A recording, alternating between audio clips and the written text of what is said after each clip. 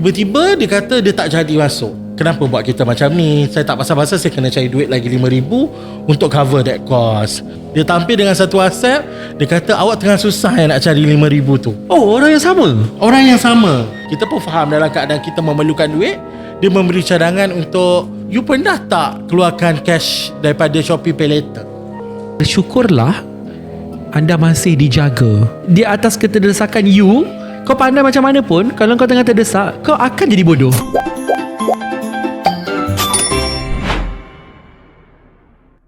Hai, Assalamualaikum, bersama saya sekali lagi Papa Yen dalam T-Podcast. Hari ini saya bawakan kepada anda guest yang seterusnya. Kita ada Azra Mukafa Abdullah. Berikan tepuan yang paling gemuruh dan standing ovation.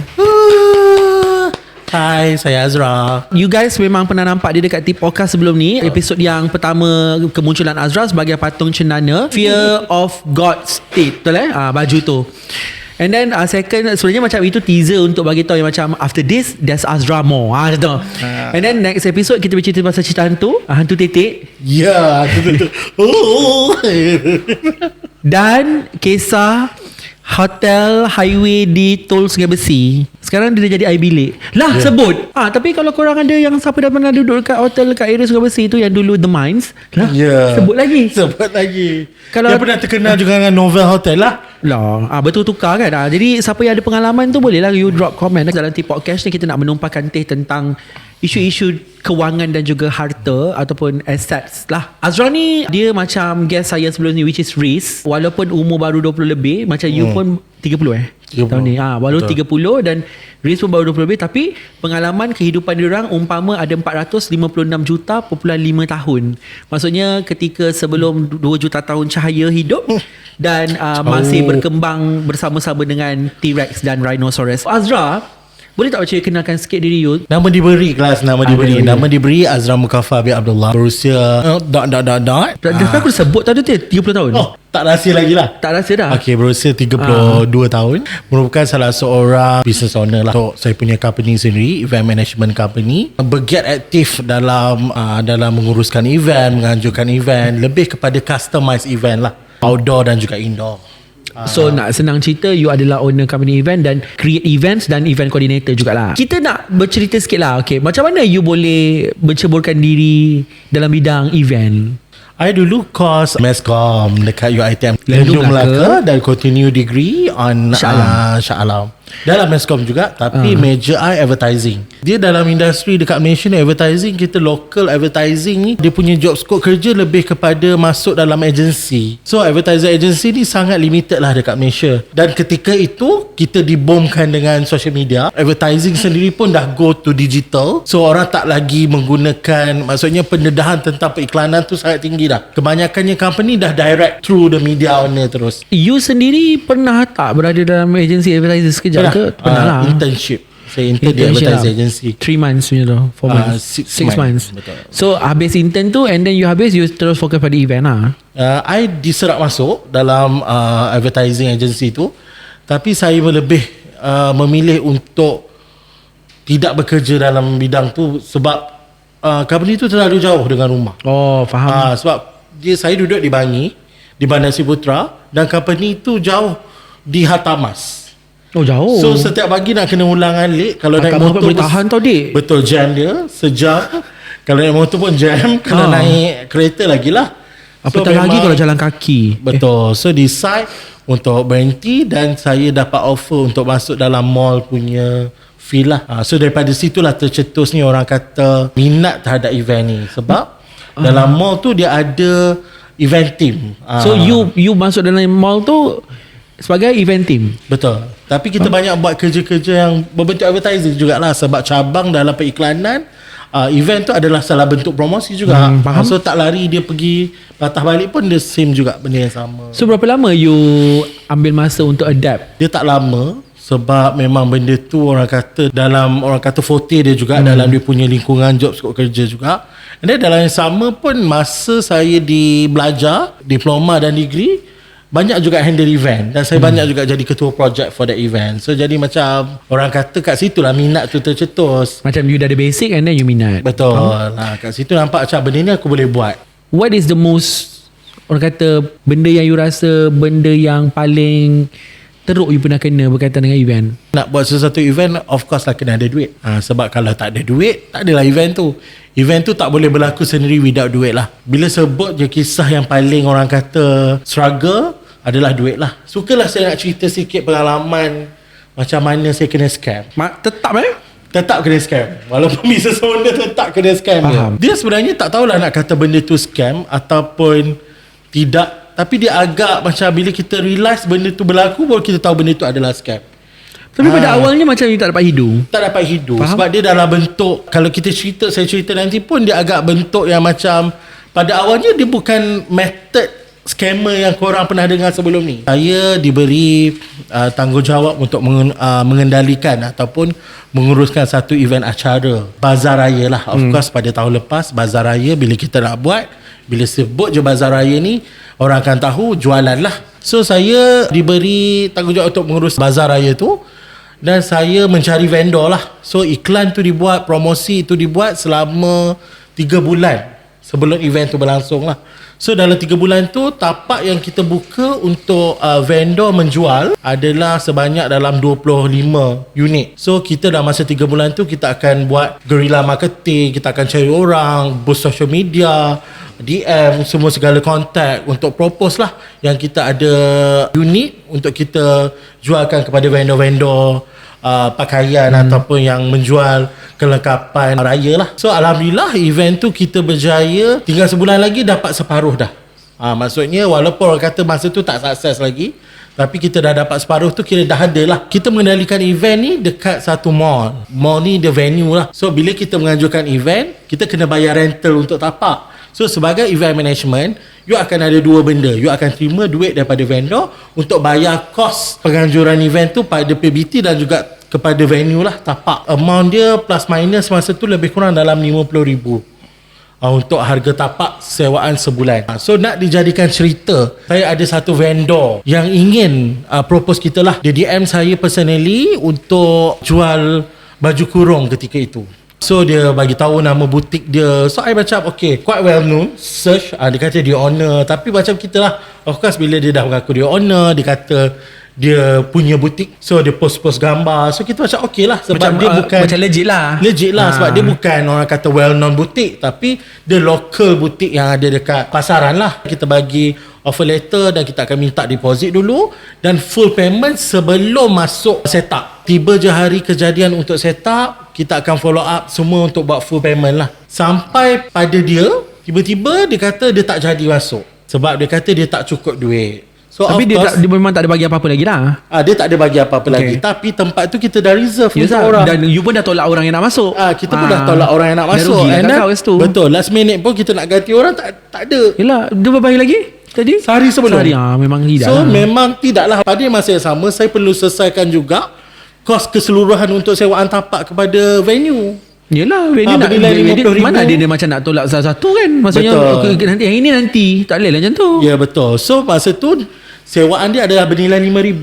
Okay. So saya tak cukup, memang kebetulan nak dijadikan cerita lagi tak cukup RM5,000 untuk transfer masuk ke account venue. Sebab kita kalau tak bayar full payment lagi pada venue, kita tak boleh set up. So tak fair lah pada vendor-vendor lain yang dah bayar. Betul. Cerita dia sangat, orang kata sangat berlaku dalam phase yang sangat cepat. Sebab pada malam tu dia bagi tahu dia tak jadi, dan saya ni dengan kita macam biasalah, of course kita akan ada negotiation, pujuk kenapa tak jadi, tapi dia tetap berkeras tak boleh apa semua. So kita masa tu kita akan bagi satu ayat sindiran lah, kenapa buat kita macam ni, saya tak pasal-pasal saya kena cari duit lagi RM5,000 untuk cover that cost. So of course masa tu pun kita banyak duit dah kita dahulukan untuk set up booth, decoration apa semua, tambah lagi. So macam biasalah kita nak cari lompong, nak tampung balik lubang ni dengan kos yang RM5,000 ni, kita buntulah nak cari duit dekat mana sebab memang tak cukup. And then nak dijadikan cerita, dia ni tampil dengan satu WhatsApp. Dia okay. Si Polan yang mengatakan tak jadi ambil ni, dia tampil dengan satu WhatsApp. Dia kata awak tengah susah nak cari RM5,000 tu. Oh, orang yang sama. Orang yang sama ni berapa lama dia ambil masa untuk ambil booth dan cancel? Berapa hari? 3 bulan lah maksudnya. 3 bulan? 3 bulan dia orang pertama cop booth tu.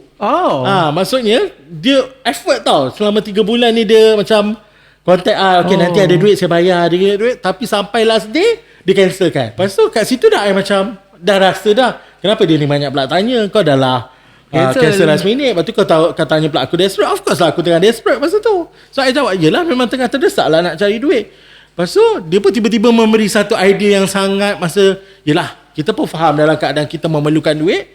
Dia memberi cadangan untuk, you pernah tak keluarkan cash daripada Shopee Pay Later? Dekat situ bermulalah kisah ni. Pada malam itu dia tanya saya, pernah tak keluarkan duit daripada Shopee Pay Later? Saya dengan kita memang pernah dengar sebelum ni Shopee Pay Later, Cuma tak tahu macam mana nak buat. tapi kita tak tahu macam mana nak buat. Lepas tu saya cakap tak pernah. Lepas tu cuba you check Shopee Pay Later you ada berapa duit yang you boleh pay later. Masa tu memang kita tak pernah guna. So kita buka, nilai yang kita boleh keluarkan masa tu 10,000 babe. Oh banyak. Sebab I memang pembeli Shopee yang tegar. Tak lah Shopee. Aku pun guna juga tau. Kita beli barang-barang merchandise pun kadang daripada Shopee kan. Tak tau. Nak juga. Dia bagilah 8. Okay. 10,000. So 10,000 Banyak, banyak. Memang banyak lah ketika tu jadi macam kita pun excited. Lepas tu dia kata, you tahu tak duit tu boleh keluarkan? Dia memberi lagi satu idea dan pandangan bernas. Kan duit tu, apa kata guna duit tu dulu untuk tampung kos kerugian you ni? So you tak payahlah semak-semak fikir malam ni. You boleh lah set up booth tu. Dia pula memberi idea. Betul dia cakap, oh dia sama ke macam yang Grab Pay Later orang keluarkan duit tapi dia ada ambil commission tu? Sama je dia kata. You pernah tak keluarkan dulu? Lepas tu dia cakap, tak pernah juga. Grab pun tak pernah buat.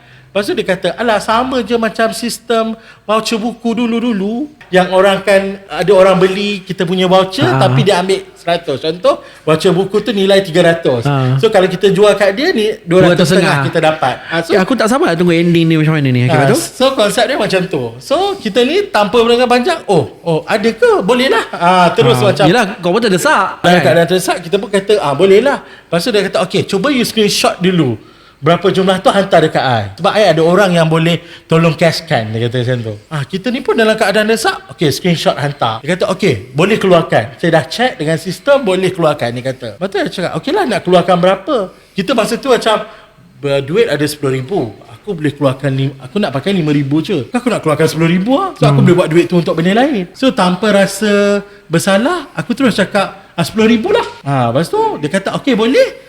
Nanti kita proses. Dia kata method dia adalah kita akan bagi you QR untuk scan dan buat payment terus pada QR tu. So contoh, you nak keluarkan 10,000, you QR, you keluarkan 10,000 terus. Maksudnya payment tu betul cakap, senang je. Nanti bila kita orang dah nampak dalam sistem, dah approve, kita akan terus back in ke account. Wow, sangat simple. So bila kita dalam keadaan terdesak, dalam keadaan yang sangat orang kata memerlukan duit, so ada proses sesimpel itu, kita dah start kabur mata dah. And then bila kita realize balik, dia ni betul ke tak? Masa tu ada lagi courtesy tau, rasa macam kau aku kena scam ni. Tapi macam dia kata tak, ni betul. Siap tanya tau, awak scammer ke? Sebab saya tak naklah scammer, nanti habis duit saya. Tak, betul. Tapi kalau awak rasa tak nak keluarkan 10,000, tak nak percaya dulu, try lah keluarkan 2,000 dulu. Method dia, so keluarkan 2,000 dulu. Lepas tu saya kata, okey lah kalau macam tu saya cuba keluarkan 2,000 dulu. Buat scan QR. Lepas tu dia kata, okey. Saya pun scan, dia hantar QR. Saya pun scan, transfer 2,000. Dia kata, okey, dalam proses. Sejam selepas tu, dia come back dengan WhatsApp. Dia kata, tak boleh lah sebab kita dah set awal-awal 10K. Tapi mungkin boleh kot. Kita buat 5K. You kena transfer 3K lagi, cukupkan 5K. Lepas tu kata, kenapa kena macam tu? Sebab, yelah tadi kan dah mention 10. So kita pun macam tanpa berfikir panjang, terus lagi transfer 3K. So total dah 5K masa tu. So dia kata, okay, ni dah boleh lah ni. So nanti tunggu jap, kita proses dalam masa sejam. Nanti kita orang dah approve sistem, kita akan transfer duit tu.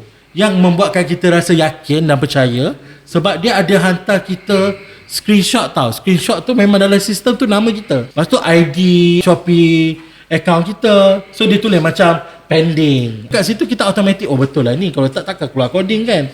So kita orang tunggu sampai tibanya hari esok, di WhatsApp lagi. Dia kata tak boleh lah, kena 10,000 juga. Sebab sistem kita dah set awal 10,000. Lepas tu? Dah rasa dah macam kau memang nak kena tipu ni. aku dah kena tipu ni. Lepas tu dia kata, sayang, baik you buat cepat. Sebab kalau tangguh, nanti tak dapat lah. Dia memang nak pakai duit. Dia kata macam tu.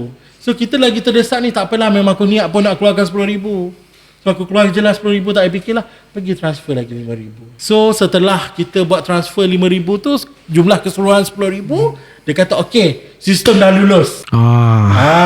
Ni part yang paling best. Sistem dah lulus. So dia kata dalam masa sejam lagi duit akan masuk account bank. So jangan risau, tanya nanti awak selesai lah urusan awak. Dia kata macam tu. Tak payah pening-pening. Betul cakap, yelah saya pening pun sebab awak. Sempat lagi peli dia tau.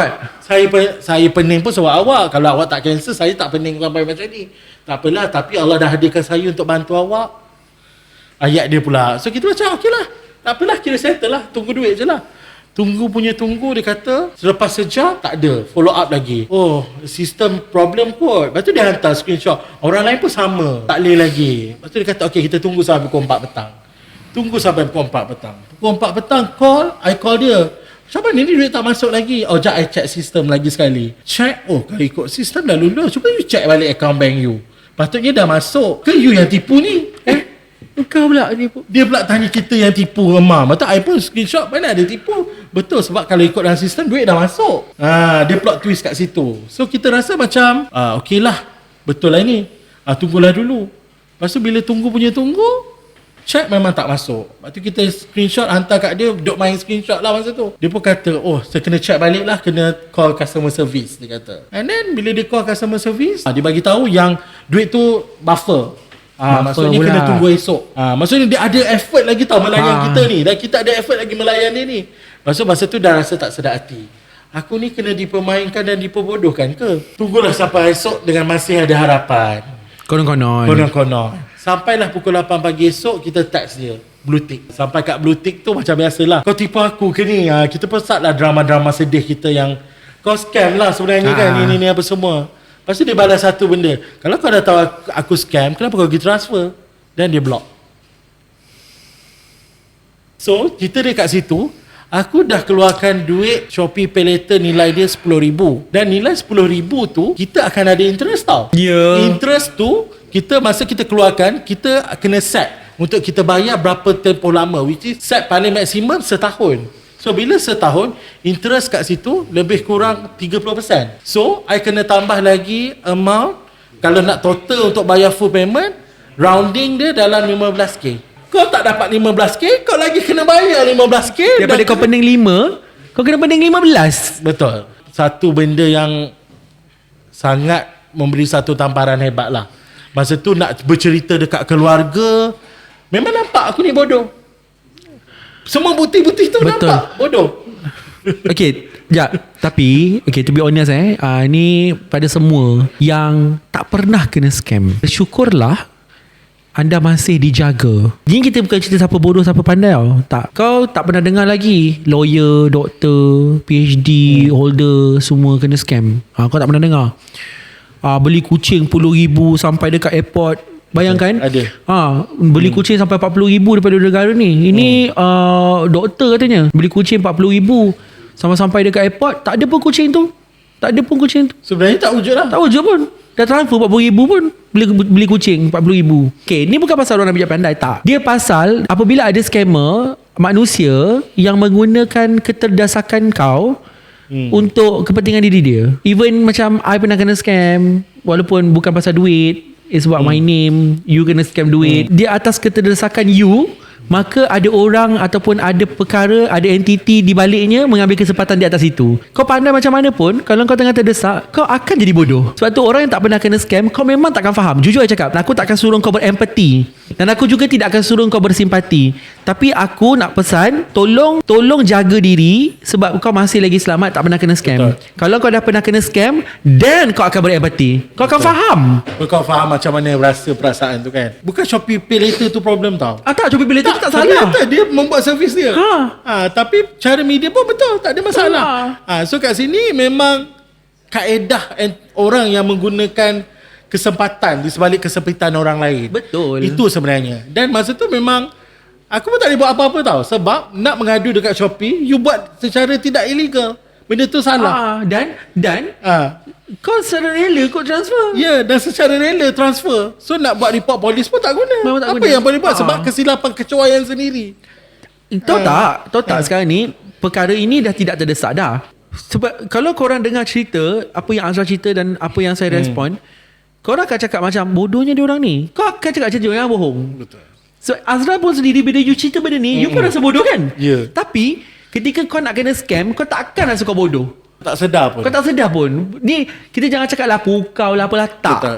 Dia atas keterdesakan manusia yang mana orang lain ambil kesempatan atas kau. Sebab tu Dia I cakap. manipulate. Sebab tu I cakap kalau orang yang tak pernah kena scam, kau tengok je benda ni untuk kau ambil pengajaran. Tapi sebenarnya dah banyak dah cerita scam yang kita tengok. Betul. Dia tak kena kan? Betul, tak kena lagi. Ya. Sebab cerita yang dia rancang tu cantik. Cantik dan berbeza dengan apa yang kau pernah tengok. Dan akhirnya nanti contoh macam Azra, aku tak pernah kena macam ni. Memanglah. Betul. Sebab cerita dia tu berbeza setiap orang. Tapi scammer ni macam celaka dia kan pandai jual pun semua kan. Kenapa kau tak jadi agent Kenapa tak jadi agent surat? Apa jadi agent takaful bagus. Kau memang pandai kau. Kan? Pandai maksudnya merancang macam mana strategi plot tu. plot dia. Maksudnya kau approach dulu. Okay, lepas tu kau letak crisis. Macam mana? Lepas tu kau buat part sedih kau.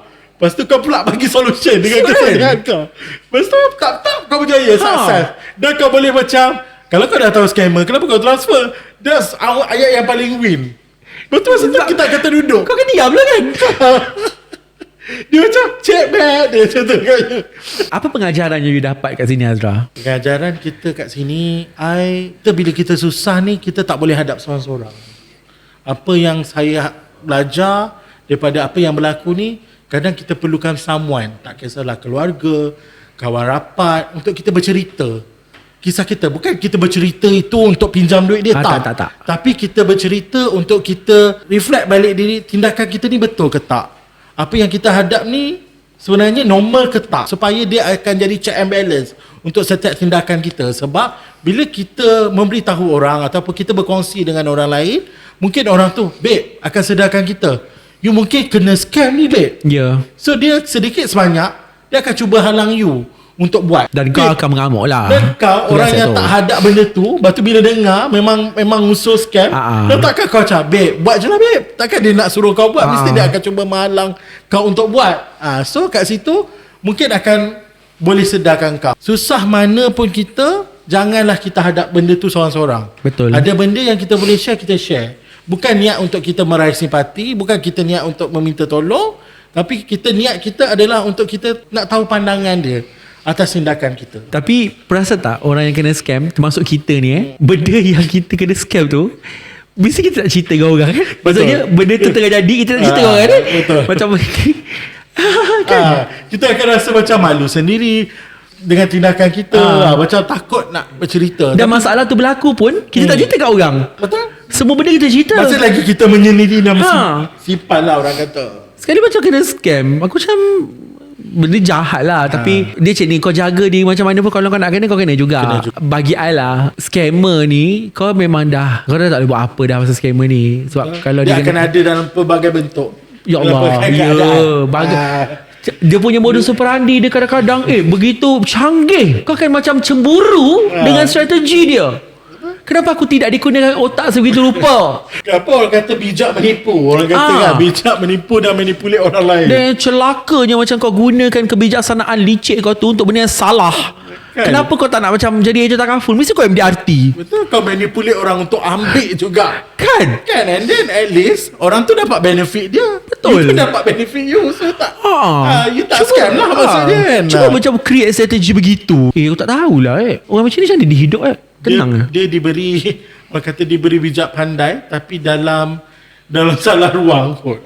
Apa rasa benda sama? Macam dia orang hidup tenang, dia hidup hari-hari biasa kan, orang kejar, orang cari, orang maki. Ataupun macam tu lah kalau orang tak kenal kau pun kan. Macam hari-hari kau hidup dengan duit haram, keluar beli barang, beli makan, jadi darah daging. Yang dah kahwin, anak kan? Macam kau rasa hidup kau tenang. Aku tak rasa tenang. Karma kan, kau buat orang, kau tak rasa macam kau one day nanti keturunan kau kena. Kadang kita dengar scam by telefon apa, kita kan boleh gelak-gelak lagi lah. Tak apa, scammer ni nanti aku layan je. Mungkin masa part kau layan dia, masa tu dia okey lagi. Dia tak boleh lagi model operandi dia. So lepas kau layan, mungkin ada cara lain lagi yang dia boleh dia memujuk kau. Tips untuk scammer ni juga, sebenarnya kita putuskan terus rangkaian tu. Maksudnya kalau kita tahu, jangan angkat. Kita faham je ada yang viral dekat social media, cuba-cuba melayan. Sebenarnya pada pandangan peribadi saya, kalau boleh cut off terus. Jangan cuba melayan. Sebab bila kita melayan, sedikit sebanyak ada licik dia. Kan ramai orang yang macam angkat call lepas tu melayan scammer kan. Especially yang daripada LHDN lah, daripada bank lah, ada tunggakan sebagainya kan. Bagi I, okay, kalau kau layan, sebenarnya dia tengah catat nombor kau dan dia tengah belajar cara kau bercakap, dan dia akan create strategi baru untuk scam kau dengan cara yang lain. Betul. Bukan lagi dengan calling. Sebab tu I sekarang memang I tak akan tekan apa-apa link. Sekarang ni I nak tanya you punya 15,000 tu settle lah? 15,000 tu alhamdulillah dah. Babe, apa rasa bayar 15,000 bukan sebab duit tu you guna? Kau faham tak? Sangat, orang kata rasa sangat sedih lah. Of course memang sedih. Kau akan setiap kali kau ingat, kau akan rasa hampa. Tu yang saya cuba settlekan juga cepat tau. Maksudnya tak nak drag benda tu sampai next year. Tu disettlekan alhamdulillah dalam masa 8 bulan total dah boleh full habiskan. Maksudnya tak sampai lah 12 bulan. Sampai genap 8 bulan nak aku terus habiskan. Sebab tak sanggup dah. Sebab setiap kali bila kita buka Shopee tu sampai ni memberi kesan 8 bulan babe tak shopping, langsung kat Shopee. Faham. Sebab kita setiap kali kita buka, kita akan rasa sakit hati tau. Yalah. Kita rasa macam, oh ni lah buat aku kena tipu tu. Ni lah punca dia. Padahal Shopee tak salah apa. Tapi bila itu lagi tak salah apa. And then apa yang paling part yang kita tengah, apa yang menyedihkan lah, bila kita dah kena scam ni, dah lah kita menggunakan medium Shopee tu. Dah lah kita memang, macam tadilah tak cukup 5,000. Lepas tu terkena scam pula 15,000. Total dah 20,000 kerugian, loss orang kata. Kita nak cover balik, sebulan masa tu kena bayar 1,000 lebih untuk cover. So sebulan dalam 1,400 I kena bayar tiap-tiap bulan. So kalau I fail untuk bayar 1 bulan, dia akan jadi outstanding. Yes. So you bayangkan, you nak kena cari income untuk cover yang you punya loss ni 1,400. Babe, kalau lambat sebulan je, dia dah kejar kita macam apa. So suka nak share juga kat sini komplikasi daripada isu ni. Sampai sekarang akaun Shopee Pay Later aku kena ban. So Shopee account masih lagi boleh pakai, tapi tak ada dah Shopee Pay Later dalam I punya app. Sebab you bayar lambat masa tu? Bayar lambat. Faham. Sebab you bayar lambat lebih daripada 2 bulan. Faham. Sebab outstanding tu, bulan pertama you tak bayar, memang tak sempat. Of course lah, dalam keadaan you tertekan, you tak nak bayar. Second month pun you tak boleh nak bayar lagi. Masuk bulan ketiga you dah ban. Lagilah you rasa sedih masa tu. Dengan hutang, dengan kena ban, dengan kena scam. So nak fikir balik apa yang terjadi, memang orang kata tak ke mana lah. So apa yang langkah yang terbaik adalah kita terus move on lah. Move on je lah. Untuk habiskan, buat full settlement secepat mungkin, supaya kita tak ingat lagi lah benda tu. Alright guys, thank you so much Azra untuk sharing. I hope that everyone tahu, mengambil pelajaran, dan tak payah judge orang yang kena scam. Sebab you will never know masa kau bila. Kaedahnya macam mana. Betul. You mungkin rasa you boleh predict, tapi tak mungkin tepat. Kau takkan tahu tau. Contohlah tiba-tiba dia hack nombor kawan-kawan kau ke apa, dia WhatsApp kau, bagi link, dan link tu kau tekan, kau bukan kena scam ketika itu tau. Kau akan kena mungkin dalam seminggu 2 untuk kau recall balik, wah kau ada tekan link time tu dah lambat. We will never know. So jangan judge orang. Selagi kau belum meninggal dunia, potensi untuk kau kena scam tinggi juga. Sebab korang kena tahu, scammer pun berinovasi. Ya, mereka juga ada otak ya. Ya, betul. Mereka tidak buat kau tahu isu-isu scammer zaman dulu yang datang buat gores dan menang tu dah tak ada tau. Dah tak ada. Sekarang dia advance. So take note, jangan judge. InsyaAllah kau next lah. Bukan mendoakan, bukan mendoakan, bersedia je lah. Jadi janganlah judge orang. Tu je. Okay? Ambil, take it as pengajaran. Betul. Thank you so much. Thank you Azra. Thank you juga. Jumpa lagi. Bye.